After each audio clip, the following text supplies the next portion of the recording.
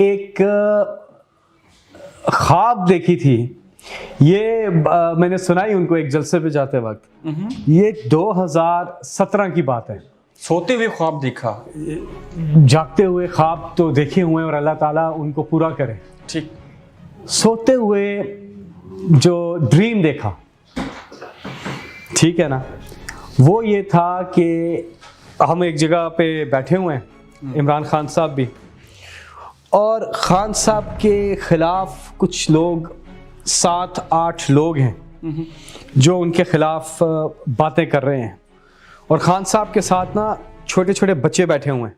ठीक। सामने, और खान साहब इस तरफ है, इनके साथ सिर्फ बच्चे हैं। ठीक। सामने जो है ना बड़ी उम्र के लोग बैठे हुए हैं, और वो इमरान साहब को उनका मजाक भी उड़ा रहे हैं और ये उनको बुरा भला भी कह रहे हैं।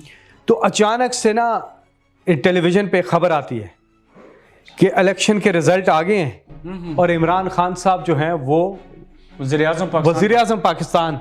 ठीक। और ये ओथ ले रहे हैं इमरान खान साहब। उधर ही वो बच्चे हैं, उधर ही कहा जाता है कि वो सब चले जाएं बाहर, और यहाँ पर अब इमरान खान साहब ओथ लेंगे।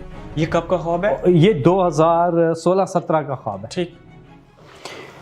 और वो मैंने खान साहब को इलेक्शन से बहुत पहले सुनाया था। ये मुझे आया था ख्वाब।